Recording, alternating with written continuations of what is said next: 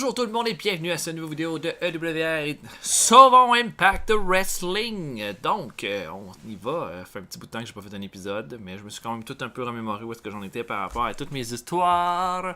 Avant de commencer, je veux dire, j'ai encore une demande pour que on signe un lutteur qui était Joey Janela. Je pense que la dernière fois j'avais dit, je sais pas, blablabla, un petit peu trop over, les stats sont pas si hautes que ça, blablabla. Regardez ce qu'on va faire, ok?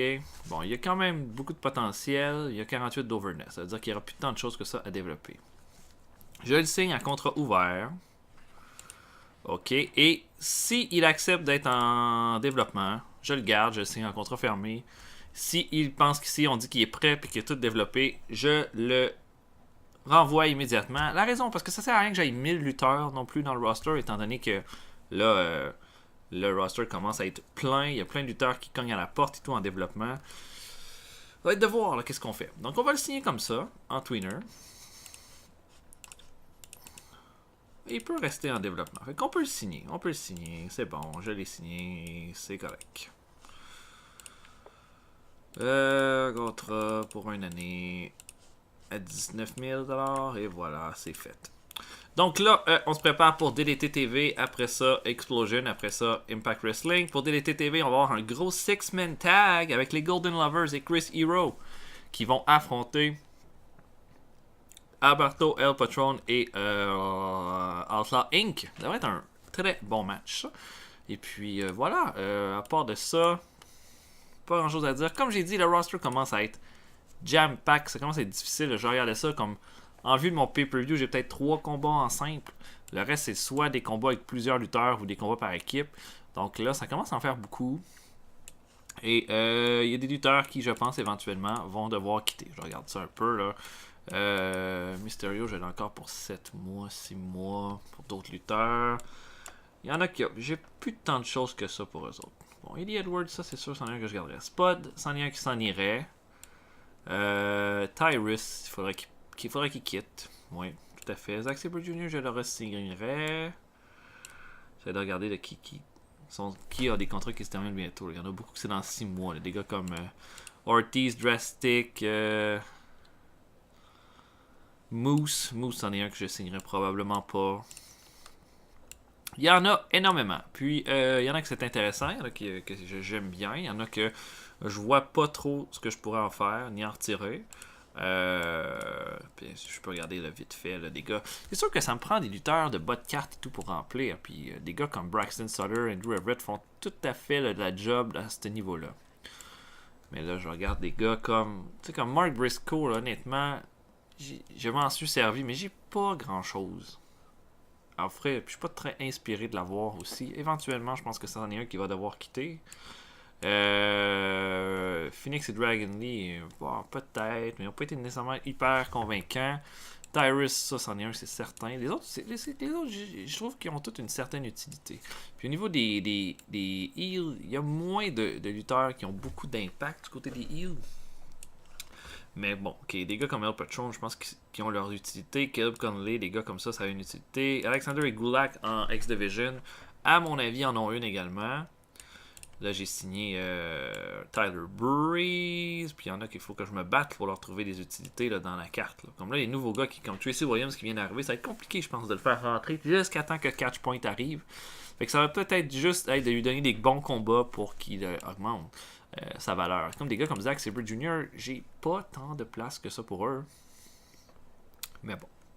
Hein, on va voir, c'est mon heureux problème, là. Les choses vont bien, sauf que l'affaire c'est que le développement, il y a des gars avec énormément de talent qui poussent à la porte, puis il va falloir qu'il y ait de la place ces gars-là quand ils vont rentrer, puis il y en a qui commencent à être vraiment pas loin d'arriver, je pense à Pete Dunne, là. Pete Dunne il reste peut-être un mois, puis il va falloir qu'il rentre, il va pouvoir rentrer dans le roster, puis d'autres qui vont avoir énormément de potentiel, des gars comme Trent Seven, puis tout ça. Mais je pense que le futur s'annonce vraiment brillant pour Impact Wrestling, mais il faut quand même prendre en considération qu'il y a beaucoup de monde. Donc on va avancer jusqu'à DDT TV et on se revoit immédiatement après. À tantôt tout le monde. Ok, on commence DDT TV avec un tag team match. Eddie Edwards et Mark Briscoe font équipe pour affronter Johnny Impact et Tyler Breeze. On va leur trouver un nom d'équipe là. après ce show-là. Donc, Johnny Impact et Tyler Breeze, un bon combat à 79 d'overall, un bon crowd reaction, match quality à 85, ce qui est quand même très bon.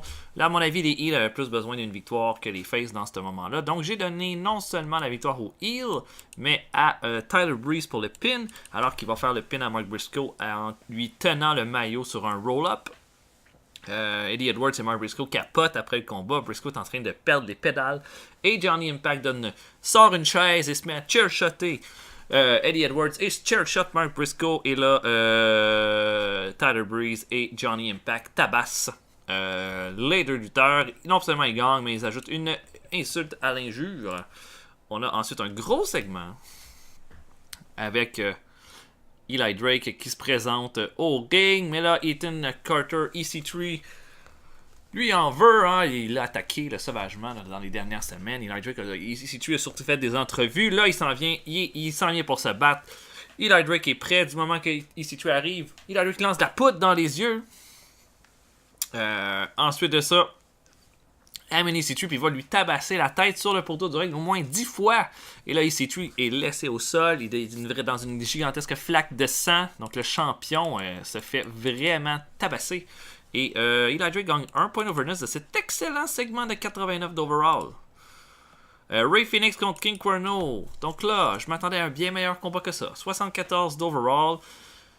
Je sais pas ce qu'il y a avec Ray Phoenix, là, mais la qualité des combats est juste pas là en général. Et puis, Cuerno va l'emporter. Ray Phoenix est un peu déboussolé là, maintenant que Rey Mysterio est comme indisposé à l'aider, lui et Dragon Lee. King Cuerno, qui est sur une montée fulgurante, va le battre avec son Thrill of the Kill dans un combat correct. 74, c'est quand même bien pour Ray Phoenix, c'est un bon résultat. Mais je me serais attendu à plus. Cuerno continue son push, lui qui va avoir une chance au titre X-Division au mois prochain.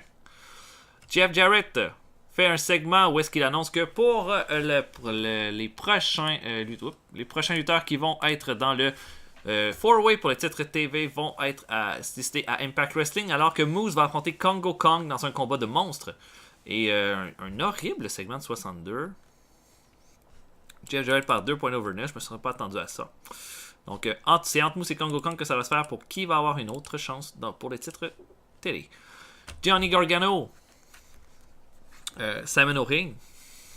En fait, il dit qu'il comprend pas trop ce que King Cuerno vient faire dans l'équation, mais qu'il sait que c'est juste une stratégie de plus de Ciampa pour lui faire mal.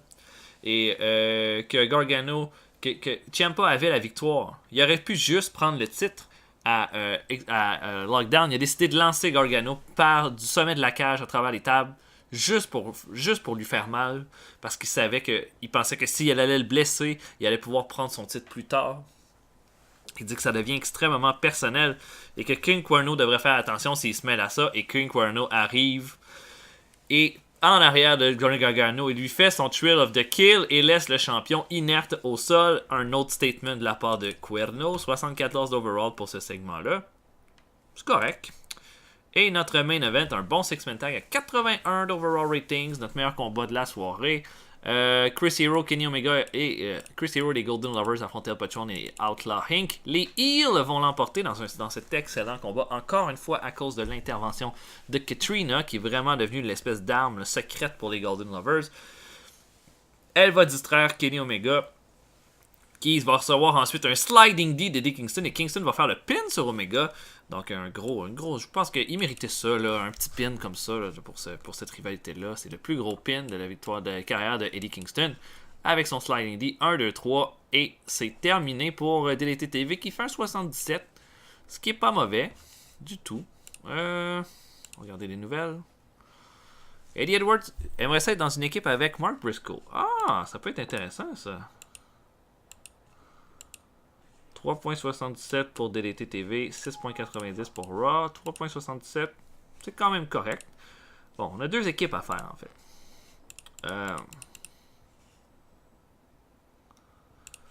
On va l'appeler le Beautiful Impact. Tyler Breeze et Johnny Impact. Pas de finisher. Et l'autre équipe, ce serait Mark Briscoe et Eddie Edwards. Pourquoi pas?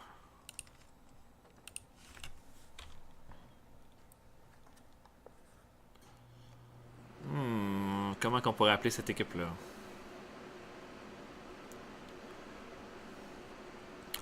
Oh mon dieu, pas facile, pas facile.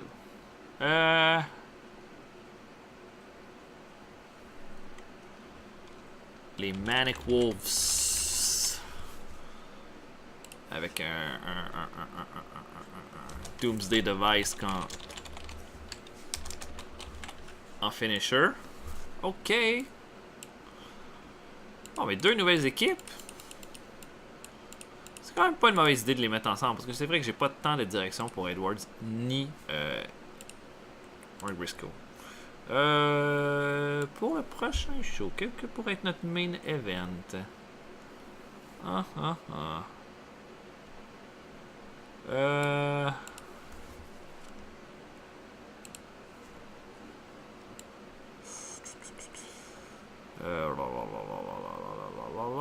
Ça pourrait être Death Row en équipe qui pourrait affronter l'équipe de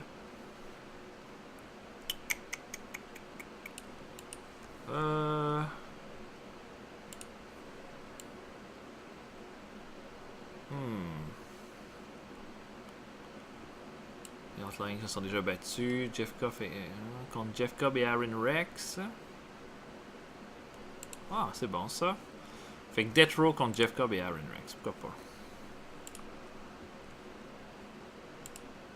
pas? Ok. On book Explosion. Ça sera pas long et on se voit après. À tantôt tout le monde. Ok, on commence avec Explosion avec une espèce de vidéo qui récapitule la longue rivalité entre les Golden Lovers et Outlaw Inc. qui va mener à l'ultime combat lors du prochain pay-per-view. Un bon segment pour commencer qui nous donne 84 de ratings. Donc, je me sers de ça. Je me sers d'Explosion pour mettre des petits combats qui n'ont pas d'importance, mais aussi pour faire des petites vidéos pour que ça ait l'air plus rapide, mettons, ou plus réaliste. On a un match entre Andrew Everett et Zack Sabre Jr. Un bon combat à 75% de ratings et un 84% de match quality. Zack Sabre Jr. domine totalement le combat. Tabasse Andrew Everett en bas du ring. Prend tellement son temps cependant. Il va monter Everett dans le ring sans se rendre compte du décompte. Il va se faire compter out et va perdre le combat. Zack Sabre Jr. va être absolument furieux. Va puncher à peu près tout sur son chemin. Ça va être dans un bon combat de 84%. Pour un résultat de 75. Après ça, Zack Sabre Jr. va dire que qu'il commence à en avoir assez, c'était la faute de l'arbitre qui a compté trop rapidement, que tout le monde lui manque de respect ici à Impact Wrestling. Une interview de 66, c'est pas mal ce qu'il nous donne habituellement. Zack Sabre Jr. est bon dans le ring, mais pas très bon au micro. Un vidéo ici qui récapitule ce qui s'est passé avec Rey Mysterio, à quel point ça va pas bien depuis sa défaite dans le Last Man Standing match à Lockdown. Donc, ça dit regardez Impact Wrestling pour plus de détails. Donc, il va y avoir une suite par rapport à ça lors du prochain épisode. Un match entre le Laredo Kid et Kevin Matthews. Un combat très, très, très nul. En fait, le crowd reaction très bas. Mais un match quality quand même assez bas aussi. Kevin Matthews qui va l'emporter facilement sur le Laredo Kid avec son Ego Driver 1, 2, 3. C'est fini. Bing, bang, boom. On donne une petite victoire à Kevin Matthews comme ça dans un match sans importance. Et notre main event, Death Row affronte Aaron Rex et Jeff Cobb. Un bon combat. 84 de match quality, 78 de rating, c'est quand même bien. Death Row va l'emporter Et là, ça va être une de leurs importantes victoires. En fait, une intervention de Dalton Castle qui va faire son bang-a-rang sur Aaron Rex. Et là, tout le monde va être surpris. Et ensuite de ça,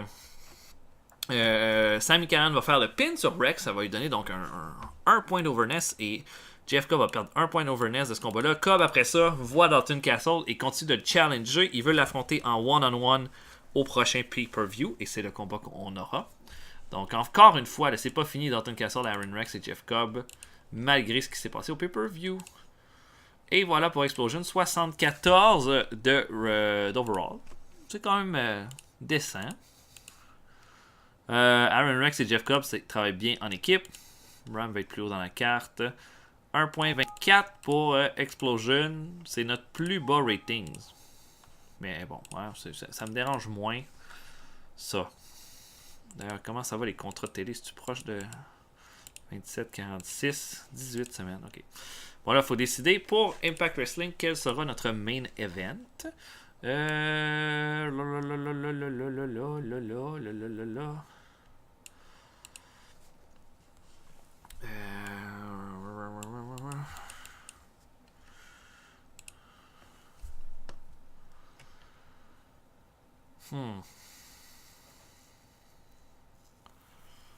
de trouver quelqu'un qui pourrait faire un bon main event.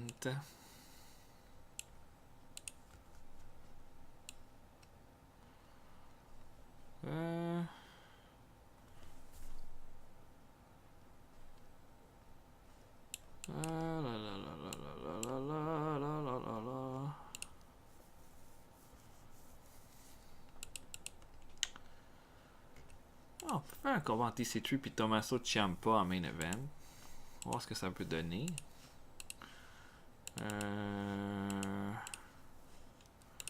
Peut être ça. Hein? En tous les cas, je vais y penser encore. Puis on se voit immédiatement après. Ça va être un gros Impact Wrestling avec beaucoup d'éléments de storyline nouveaux qui vont en sortir. On se voit tantôt. Ok, on commence Impact Wrestling avec Jeff Jarrett qui s'amène au ring et dit que depuis le combat du Last Man Standing match, il a remarqué que Rey Mysterio n'est plus le même dans le ring et en fait qu'il a refusé de se battre depuis ce temps-là. Et que là, il reçoit des demandes de la part de Dragon Lee et de Rey Fénix pour affronter Pentagon Dark. Ce que Jeff Jarrett dit, c'est que si Dragon Lee et Rey Fénix veulent un combat contre Pentagon, ils vont en avoir un.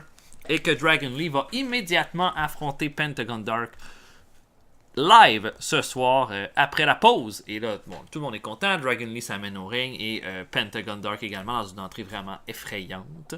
Le combat a lieu, un bon combat, 79 d'overall, avec un match quality de 85. Dragon Lee va vraiment donner tout ce qu'il peut dans un combat quand même assez serré, mais c'est Pentagon qui va l'emporter avec son sacrifice. Après le combat, bon là, Dragon Lee a vraiment mal. Il s'est comme fait. Il a comme cassé une espèce de cassage de bras, tout ça.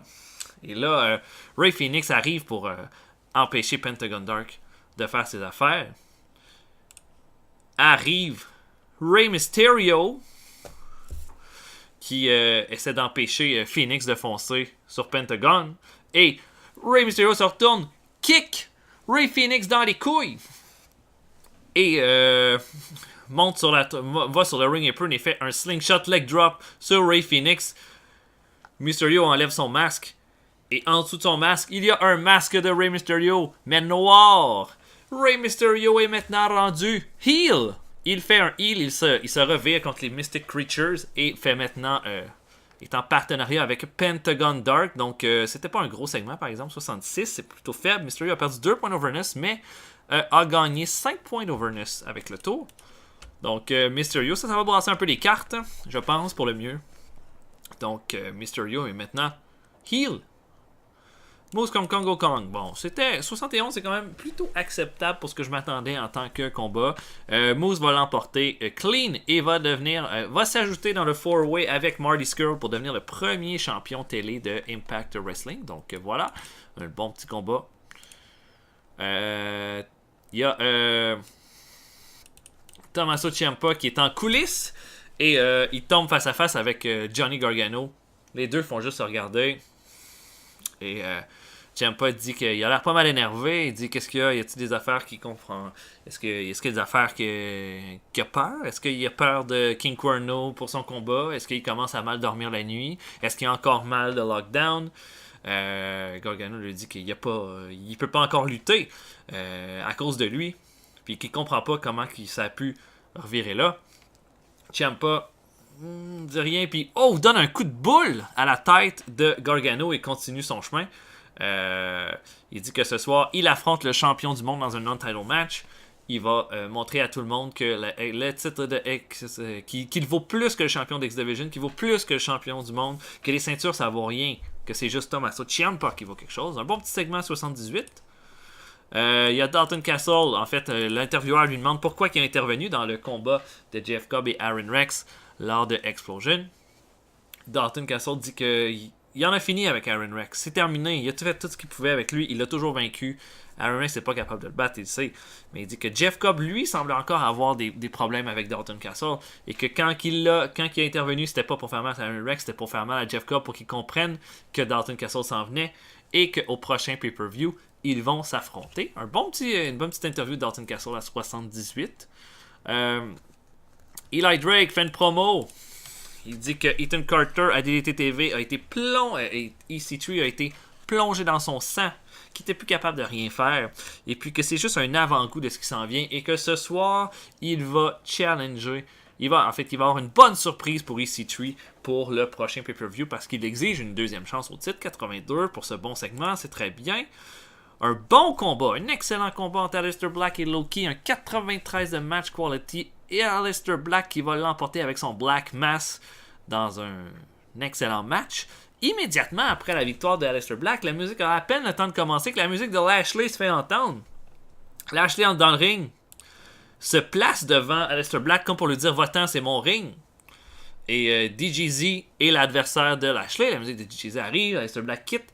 Lashley va rapidement détruire DJZ, va faire son spear avant même qu'Aleister Black ait le temps de quitter la rampe. Et Lashley va regarder Aleister Black après le combat comme pour lui dire « Je te challenge. Est-ce que tu es prêt à m'affronter? » Donc, un 73 pour ce combat-là en DJZ et Lashley. C'est sûr que ça n'allait pas être une grande affaire. Lashley est plus un brawler. Et le main event, excellent combat. EC3 contre Tommaso Ciampa dans un non-title match. 89 d'overall rating, 91 de match quality. Sauf que là, dans ce combat-là, c'est Tommaso Ciampa qui va perdre par intervention, non pas de Gargano, mais de King Cuerno qui va intervenir dans ce combat-là aussi et va surprendre Ciampa avec son Triple de Kill alors que l'arbitre ne voyait rien. EC3 va faire le pin et va l'emporter. Ciampa capote après le combat. C'est sûr qu'il ne s'attendait pas à ce que King Cuerno intervienne dans son combat à lui aussi. Mais Cuerno, qui est un habile chasseur, commence il veut jouer dans la tête de ses deux adversaires. Et finalement, alors qu'EC3 célèbre sa victoire, Eli Drake se présente au ring. Il lui dit à Sacrifice, ça se termine EC3. Je sais que je pourrais pas avoir énormément de chance, mais je sais que dans la pile de 5 que t'étais, c'est comme ça que tu vas finir lors du prochain pay-per-view. Et puis que si on est pour se rendre jusque-là, que je veux que le gagnant, ce soit celui qui abandonne au pay-per-view. Donc, il challenge EC3 dans un I Quit match à Sacrifice et Ethan Carter accepte le défi. Et c'est comme ça qu'on termine Impact Wrestling. Un bon show à 78. Le meilleur segment, le match entre EC3 et Tommaso Ciampa qui a vraiment été bon. Et le pire, l'angle de Mysterio qui devient heel. Mais par exemple, Mysterio heel, moi j'aime bien ça, personnellement. Bon, nos affaires. On a encore gagné le head-to-head avec WWE Saturday. 4.88 pour Impact Wrestling. Ricochet s'en va à la Ring of Honor. Abyss a signé un contrat, un written contract avec la Ring of Honor. Quoi ça a l'air, Ricochet? Ben lui, il doit être à la NJPW. Hein? C'est sûr. 40 000 par apparition, c'est cher ça. Wow. Ok. Donc, voilà pour ça. Prochain DDT TV.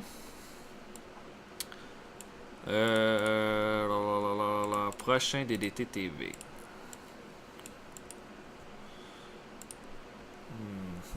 Un one-on-one.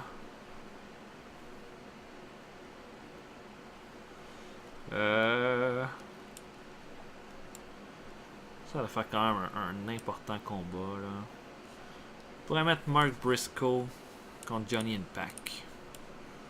Ouais, ça je pense que ça a beaucoup de bon sens. Ah oui, ça va être un bon match. Mark Briscoe, Johnny Impact, prochain DDT TV en main event. Donc voilà pour le show, j'espère que vous avez apprécié. Laissez des commentaires.